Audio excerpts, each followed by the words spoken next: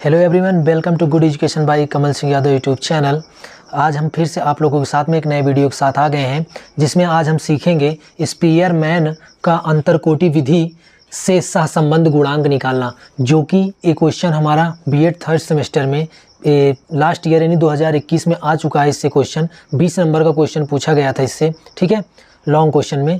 तो आज हम इसी के बारे में बात करेंगे, कैसे इसको हमें सॉल्व करना है और सहसंबंध गुणांक हम कैसे निकालेंगे।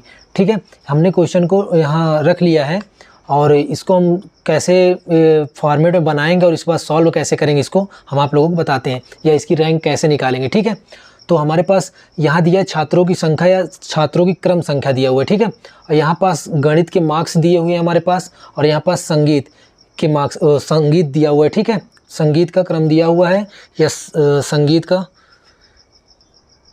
ठीक है, यहाँ हमारे पास गणित का मार्क्स दिया हुआ है और यहाँ पास संगीत का मार्क्स दिया हुआ है। अब इसकी हमें क्या फाइंड आउट करना पड़ेगा, रैंक। ठीक है, ये हम यहाँ पास निकालेंगे, मैथ की रैंक निकालेंगे और यहाँ पास म्यूजिक की रैंक निकालेंगे। उसके बाद हमें क्या करना है, यहाँ डिफरेंस निकालना है, किसका, मैथ और म्यूजिक का डिफरेंस निकालेंगे। फिर जितना डिफरेंस आएगा उसे हमें स्क्वायर करना है। उसके बाद क्या हमारे पास ये फार्मूला दिया रहेगा स्पीयरमैन के अंतरकोटि विधि का, जो सूत्र है हमारे पास, रो इक्वल टू होता है 1 - 6 sigma d square divide by n in bracket n square -1। तो हम सबसे पहले क्या करेंगे, रैंक निकालते हैं। तो हम किसकी रैंक निकालेंगे, मैथ की। तो रैंक निकालना कैसे, हमें रैंक निकालने के लिए सबसे ज़्यादा मार्क्स किस में है, ठीक है, इस रैंक में, यानी कि ए छात्र के हैं, बी छात्र के हैं, सी छात्र के हैं। तो रैंक वाइज हम क्या करेंगे, इसको रैंक दे देंगे। अब छात्र में देखते हैं किसकी रैंक सबसे अच्छी है। अब इसमें देखेंगे नंबर सबसे ज़्यादा किसका है, यानी 20, 21, यानी 21 हाईएस्ट स्कोर है इसमें ना। मैथ में क्या है, हाईएस्ट स्कोर कितना है, 21, यानी कि जे क्या हो जाएगा, फर्स्ट रैंक पे हो जाएगा। एक चीज़ और आप लोगों को ध्यान देना है कि 21 किसी और का तो नहीं आ रहा है ना। अगर किसी और का भी आएगा तो उसके लिए हमें कुछ और अलग से थोड़ा सा करना पड़ेगा, लेकिन इस क्वेश्चन में हमें कहीं भी नहीं मिल रहा है, तो कोई दिक्कत नहीं है। जे को हम क्या करेंगे, जे को हम फर्स्ट रैंक दे देंगे यहाँ पास। ठीक है, मैथ में जे को फर्स्ट रैंक हो जाएगी। अब 21 के बाद क्या हो जाएगा हमारे पास, एफ कितना है, 20, यानी इसको क्या हो जाएगा, सेकेंड रैंक मिल जाएगी। क्लियर है ना। उसके बाद क्या हो जाएगा 19, यानी जी को क्या हो जाएगा, थर्ड रैंक मिल जाएगा हमें। ठीक है, 19 के बाद क्या हो जाएगा हमारे पास 18 को हो जाएगा चौथी रैंक मिल जाएगी। 18 के बाद 17 को पाँचवीं रैंक मिल जाएगी। 17 फिर 16 भी हमारे पास कहीं है, तो 16 को क्या हो जाएगी, छठवीं रैंक मिल जाएगी। 16 के बाद 15 को हमारे पास सातवीं रैंक, और 15 के बाद कितना, 14 को हमारे पास आठवीं रैंक मिल जाएगी। 14 को आठवीं, और 13 को कितना मिल जाएगी, नौवीं रैंक, और हमारे पास बचा क्या 12, तो इसको कौन सी रैंक मिल जाएगी, 10वीं रैंक। ठीक है, रैंक निकालना आप लोगों को आ गया होगा। अब मैथ के रैंक हमने निकाल लिया है। अब हम बात कर लेते हैं म्यूजिक रैंक की। ठीक है, म्यूजिक के रैंक की। अब म्यूजिक में देखते हैं सबसे हाईएस्ट स्कोर किसका है इसमें। तो हाईएस्ट स्कोर की बात कर लें तो 30, यानी हाईएस्ट कितना है, 30, यानी फर्स्ट रैंक किसकी हो जाएगी, 30 की। ठीक है, अब 30 की हाईएस्ट रैंक हो गई है। 30 के बाद की बात कर लेते हैं तो क्या हो जाएगा हमारे पास 28 से कोई बड़ा तो है नहीं, तो 28 हमारे पास सेकेंड रैंक। 28 के बाद हो जाएगा 27 थर्ड रैंक। ठीक है, 27 के बाद हमारे पास क्या आ जाएगा, 27 के बाद बात कर लेते हैं 24 से कोई बड़ा तो नहीं दिख रहा ना, नहीं, तो ये क्या हो जाएगी, चौथी रैंक हो जाएगी इसकी। ठीक है, यहाँ पास क्या हो जाएगा हमारे 24 से भी अप है, क्या है 25, तो हमारे पास चौथी रैंक किसको मिलेगी, 25 को मिलेगी। और यहाँ पास 24 को कौन सी रैंक मिलेगी हमें, पाँचवीं रैंक। कौन सी, पाँचवीं रैंक। अब यहाँ 24 के बाद क्या बात कर लेते हैं हम, 24 से कम कौन सी रैंक है, यानी 23, इसको कौन सी रैंक, छठवीं मिल जाएगी। 22 के बाद क्या हो जाएगी 22, यानी इसको कौन सी रैंक मिलेगी, सातवीं। कौन सी, सातवीं। 22 के बाद हो जाएगा 21 को कौन सी रैंक मिलेगी, आठवीं रैंक मिल जाएगी। 21 को आठवीं रैंक, और 20 को कौन सी मिल जाएगी, नौवीं रैंक मिल जाएगी। इसके बाद अभी और कुछ बच रहा होगा, यानी 19 को कौन सी रैंक मिल जाएगी हमें, 10वीं रैंक मिल जाएगी। कौन सी, 10वीं रैंक मिल जाएगी। क्लियर। यहाँ हमें अब क्या करना है, डिफरेंस इसका निकालना है। क्या निकालना है, डिफरेंस, यानी कि मैथ का जितना प्राप्तांक हमारा, या रैंक, मैथ की रैंक जितनी आई है और म्यूजिक की रैंक जितनी है उसको क्या कर देना है, घटा देना है, सबट्रैक्ट कर देना है। तो मैथ की रैंक हमारे पास कितनी, 7, और म्यूजिक की रैंक कितनी है, 4। तो 7 - 4 यदि हम करेंगे, यहाँ पास कर लेते हैं 7 - 4, तो कितना आ जाएगा, 3 हमारे पास आ जाएगा। यहाँ 10 - 1 हो जाएगा, तो हमारे पास कितना आ जाएगा, 9 आ जाएगा। 9 - 2 तो कितना आ जाएगा, 7 आ जाएगा। 4 - 7 तो यहाँ पास हमारे पास आ जाएगा -3। तो 6 - 5 यहाँ पास हो जाएगा कितना, प्लस का 1 आएगा। यहाँ पास हो जाएगा 2 - 9 इक्वल टू -7। यहाँ पास आएगा 3 - 8 इक्वल टू -5। यहाँ आ जाएगा 5 - 6 इक्वल टू -1। यहाँ आ जाएगा 8 - 3 इक्वल टू 5 और यहाँ आ जाएगा 1 - 10 इक्वल टू -9। क्लियर। अभी यहाँ हमें क्या करना है, जितना भी वैल्यू आई है डी की उसे हमें क्या करना है, स्क्वायर करना है। क्या करना है, स्क्वायर कर देना है। तो 3 को क्या कर देंगे, स्क्वायर कर देंगे तो कितना हो जाएगा 9, और 9 के स्क्वायर करेंगे कितना हो जाएगा 81। 7 के स्क्वायर करेंगे कितना हो जाएगा 49। 3 को 2 बार गुणा करेंगे कितना हो जाएगा 9 ही आएगा ना। 1 को 2 बार मल्टीप्लाई करेंगे तो 1 ही आ जाएगा। 7 को करेंगे कितना हो जाएगा 49। -7 मल्टीप्लाई करेंगे तो माइनस क्या हो जाएगा, प्लस हो जाएगा। ठीक है। और -5 को 2 बार गुणा करेंगे तो 25 पॉजिटिव आ जाएगा। ये भी हमारे पास 1 आ जाएगा। ठीक है। और 5 को फिर से 2 बार करेंगे कितना आ जाएगा 25, और 9 को 2 बार करेंगे तो 81। क्लियर। अब इसको हमें क्या करना है, समेशन करना है, यानी ऐड करना है। क्या करना है, ऐड करना है। तो यहाँ ऐड करेंगे कितना आ जाएगा हमारे पास 9 1 10 हो जाएगा। 10 9 कितना 19 और 9 कितना 28 और 1 कितना हो जाएगा 29 और 9 कितना हो जाएगा 38 और 5 कितना हो जाएगा 43 और 1 44 और 5 कितना हो जाएगा 49 और 1 कितना 50, यानी कि कैरी कितना आ जाएगा 5, यानी 5 और 8 कितना हो जाएगा 13 4 17 4 कितना 21 2 कितना हो जाएगा 23 और 2 कितना हो जाएगा हमारे पास 25 और 8 कितना हो जाएगा 33, यानी 330 सिग्मा डी स्क्वायर हमारे पास वैल्यू आ जाएगी। अब सारा कुछ हमारे पास क्लियर हो गया है। ठीक है। एक बार इसको हम फिर से हल्का सा देख लेते हैं कि कैसे हमने क्या किया। ठीक है। हमारे पास क्या दिया रहेगा, छात्रों का सीरियल नंबर दिया रहेगा, एक क्रम दिया रहेगा, हमें 2 प्राप्तांक दिए रहेंगे, यानी कि मैथमेटिक्स का प्राप्तांक यहाँ दिया हुआ है, यहाँ पास संगीत का दिया हुआ है। ये हमें क्या करना है, इनके रैंक निकालना है। रैंक मतलब किसका नंबर सबसे ज़्यादा आ रहा है, उसके बाद हम कम की तरफ चले जाएंगे, कम रैंक की तरफ चले जाएंगे। जैसे अब इसमें हमने ढूंढा था क्या, सबसे अच्छी रैंक किसकी थी। अगर हम मैथ की बात करें तो सबसे अच्छी रैंक हमारी कितनी थी 1, यानी जे छात्र की। छात्र का नाम क्या था जे, तो इसकी रैंक कितनी है 21। इसने प्राप्तांक क्या किया था 21, सबसे हाईएस्ट स्कोर किया था, इसलिए इसको रैंक कौन सी मिली, फर्स्ट रैंक मिली। ठीक है। उसके बाद इसमें कौन सेकंड रैंक प्राप्त किया था, सेकंड रैंक की बात करें तो 20, यानी कि 21 से जस्ट नीचे वाला सेकंड रैंक मिल गई इसको। ठीक है।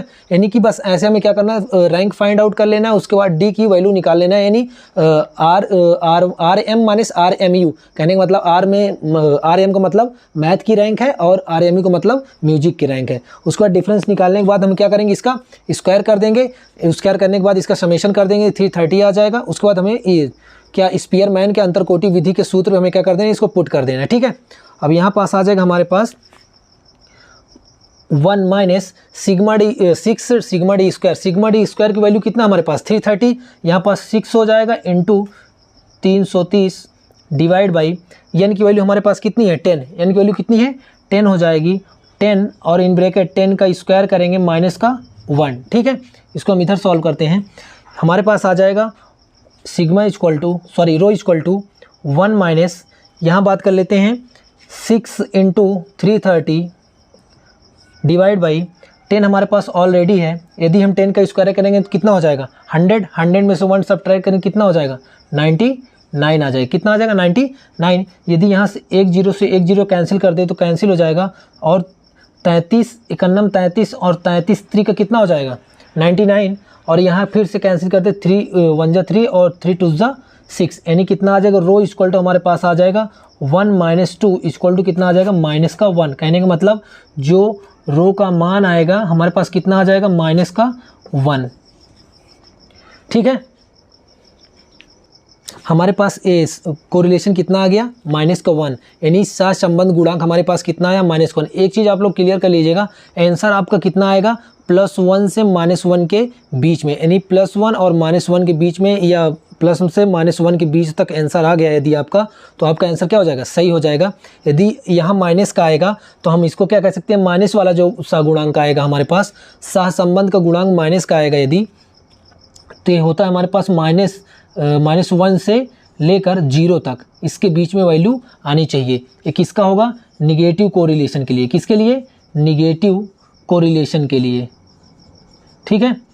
पॉजिटिव कोरिलेशन की बात की जाए तो ये हो जाता है 0 से 1, कितना हो जाता है 0 से 1 कह लेते हैं, या 0 जीरो भी इंक्लूड हो सकता है, 0 और 1 के बीचों बीच वैल्यू हमें आनी चाहिए। क्या हो जाएगा? पॉजिटिव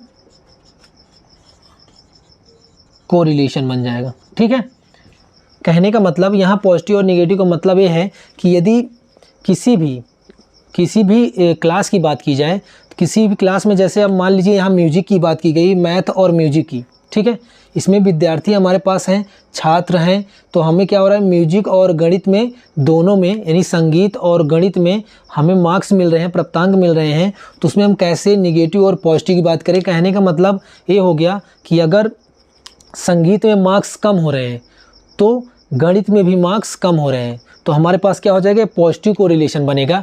यदि संगीत में मार्क्स अप हो रहे हैं यानी बढ़ रहे हैं और गणित में मार्क्स कम हो रहे हैं, तो हमें क्या हो जाएगा, यहाँ पास निगेटिव कोरिलेशन बन जाएगा। सेम प्रोसेस यहाँ हो रहा है, क्या हो रहा है, निगेटिव कोरिलेशन बन रहा है, यानी हमारे पास -1 प्राप्त हो रहा है। ठीक है, तो इसमें किसी प्रकार का डाउट नहीं होना चाहिए। आई होप कि क्लियर ही हो गया होगा ये एकदम से। और देख लीजिए, कैलकुलेशन भी बहुत ज़्यादा इसमें नहीं है, नॉर्मल ही है, और इसमें रैंक निकाल के बहुत आसानी से हम इसको सॉल्व कर सकते हैं। ठीक है, तो एक क्वेश्चन इसी पे हम और सॉल्व कर लेते हैं, जिससे कि हमारा एक कॉन्सेप्ट क्लियर हो जाए कि स्पीयरमैन की अंतरकोटि विधि से हम सहसंबंध गुणांक आसानी से निकाल सकते हैं। ठीक है, यानी कोरिलेशन कोफिशिएंट निकाल सकते हैं। अब यहाँ हम क्या करेंगे, एक्स वाई हमारे पास दिया हुआ है, यहाँ R1 और R2, कहने का मतलब यहाँ हम नाम दे सकते थे, RX भी दे सकते थे इसको, RX और RY, क्योंकि हमारे पास x और y दिया हुआ है, इसमें कोई दिक्कत नहीं है, आराम से हम लोग कर लेंगे। हम R1 मान लेते हैं x को और R2 मान लेते हैं y को। ठीक है, अब यहाँ पास हमें रैंक निकालना है किसकी, x की। अगर किसी प्रकार का अब डाउट लग रहा हो तो कोई दिक्कत नहीं है, हम कर ही लेते हैं। इसको RX कर देते हैं और इसको RY कर देते हैं। यहाँ पास हो जाएगा RX, यहाँ पास हो जाएगा RY। ठीक है, हम इसको मॉडिफाई कर लेंगे, कोई दिक्कत नहीं।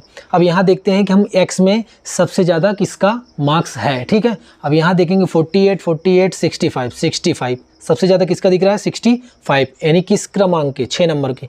तो इसको कौन सा मिल जाएगी, रैंक कौन सी मिल जाएगी 65 को, तो रैंक फर्स्ट मिल जाएगी। कौन सी रैंक मिलेगी, फर्स्ट रैंक। 65 से कम देखो किसका अंक है, 65 के बाद हमें दिख रहा है 57, 57 के बाद कुछ दिख रहा है, नहीं दिख रहा, तो 57 को क्या हो जाएगी, सेकंड रैंक।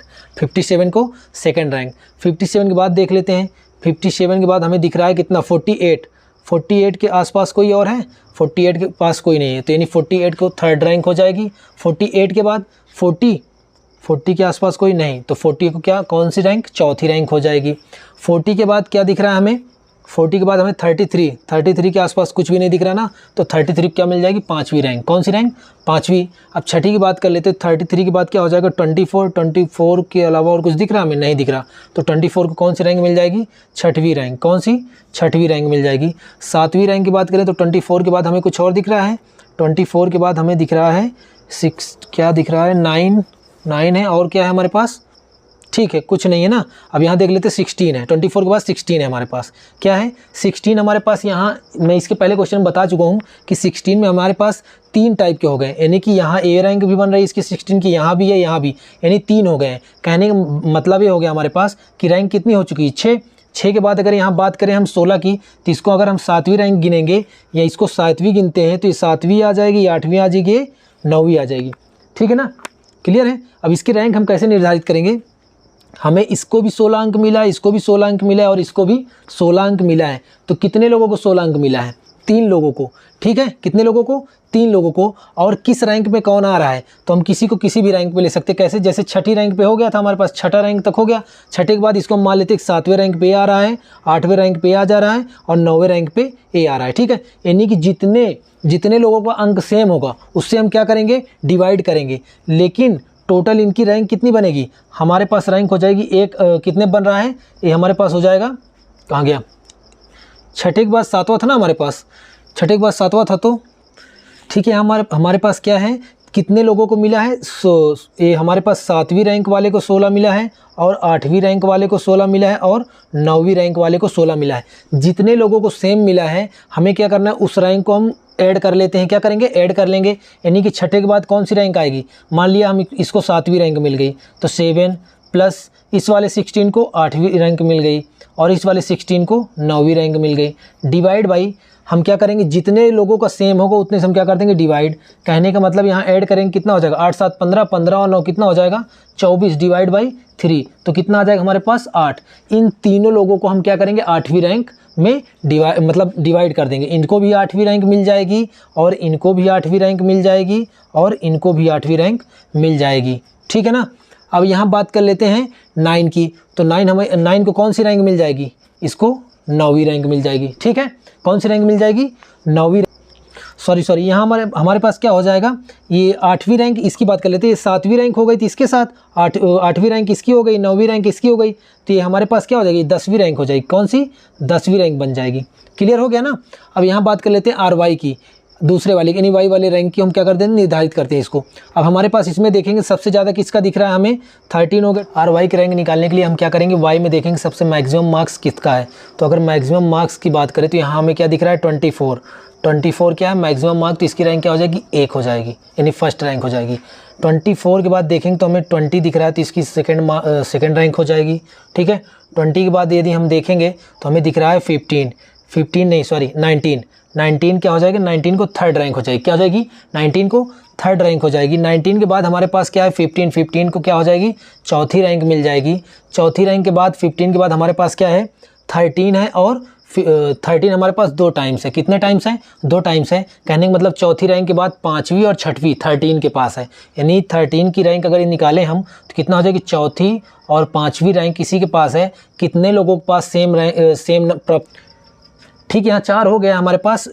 5वीं और 6वीं रैंक कौन सी, 5वीं और 6वीं रैंक किसके पास है, 13 के पास है। किसके पास है, 13 के पास। तो 5 + 6 हमारे पास हो जाएगा। 5वीं और 6वीं रैंक मिला कितना हो जाएगा, 11/2 तो कितना हो जाएगा, 5.5 हमारे पास आ जाएगा। कितना आ जाएगा, 5.5 आ जाएगा। कहने का मतलब जो 13 को हम डिवाइड कर देंगे रैंक इनकी, तो 5.5 हम दोनों को दे देंगे। कहने का मतलब हमारे पास रैंक कितनी हो गई, यहाँ 1 2 3 4 5 और 6 रैंक हो गई है। अब हम 7वीं की बात करें, 7वीं रैंक किसको मिलेगी, 7वीं रैंक हमारे पास यहाँ पास आ जाएगी। 6 है, 4 है, 9 है, 6 है, यानी कि 9 को क्या हो जाएगा हमारे पास, ये हो जाएगा हमारे पास 5वीं 6वीं यानी 7वीं रैंक हो जाएगी। 9 को कौन सी रैंक मिल जाएगी, 7वीं रैंक। इसके बाद हम बात कर लेते हैं 6 की। 6 हमारे पास 2 टाइम्स है, कितने हैं, 2 टाइम्स है। और कौन सी रैंक मिलेगी, 8वीं और 9वीं।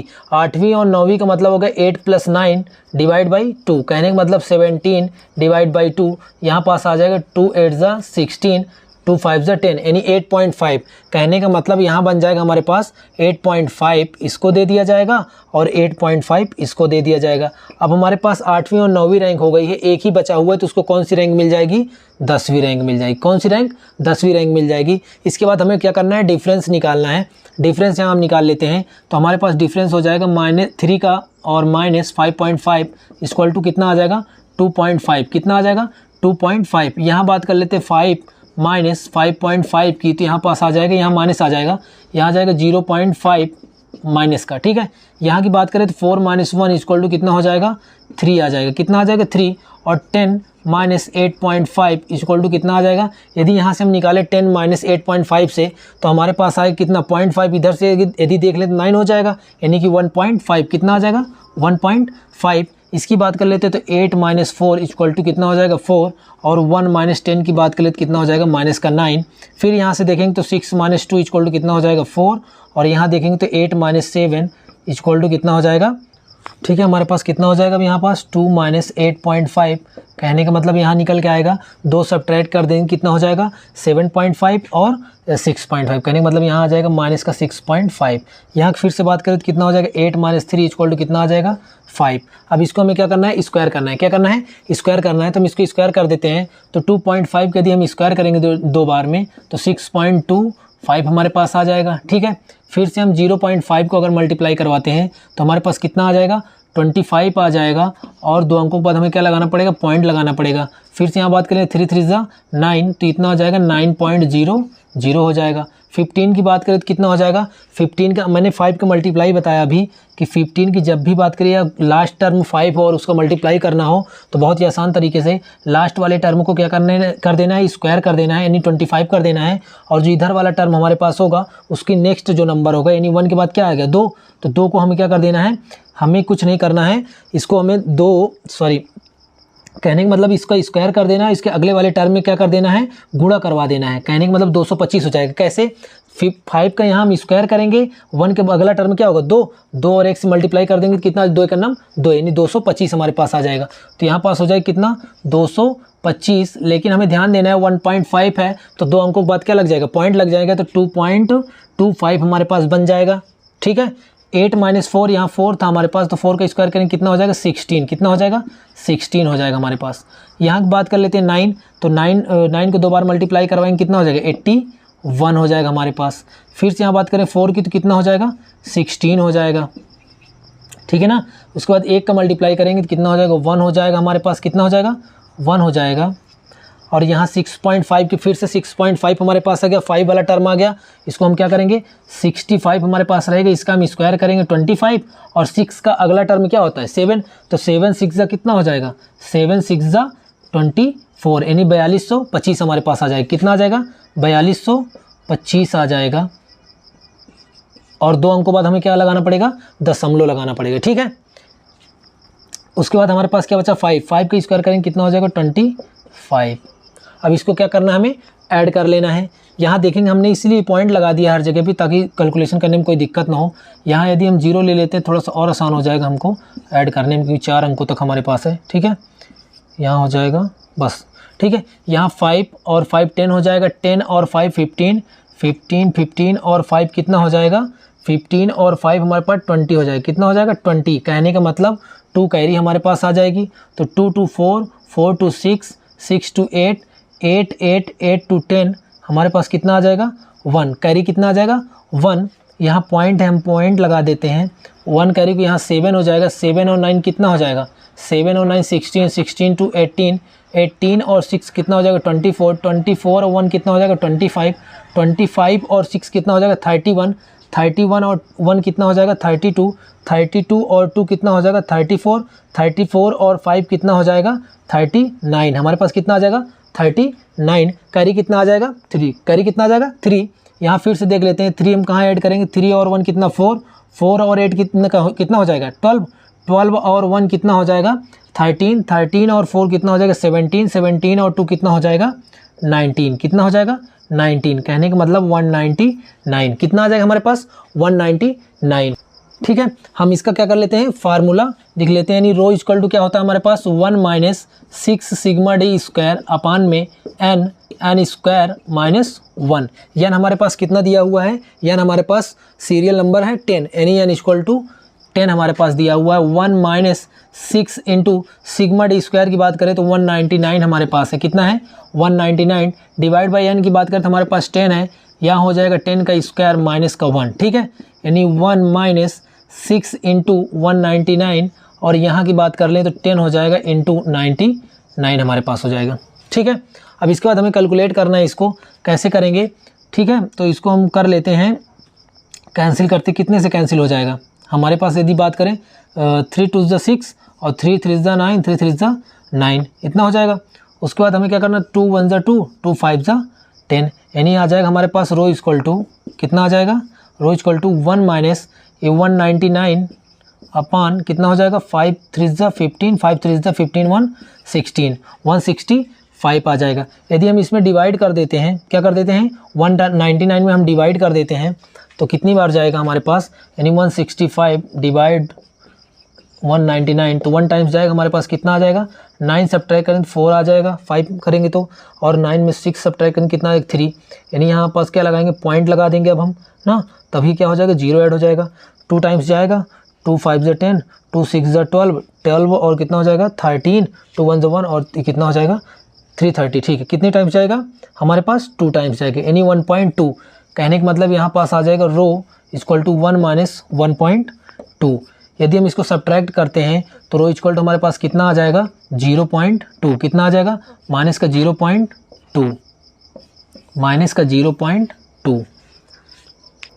आई होप कि आप लोगों को वीडियो अच्छा लगा होगा। यदि आप लोगों को वीडियो अच्छा लगा हो तो हमारे वीडियो को लाइक कीजिए और शेयर कीजिए। यदि आप लोग हमारे चैनल पर नए हैं तो हमारे चैनल को सब्सक्राइब कीजिए। ठीक है, थैंक यू फॉर वॉचिंग।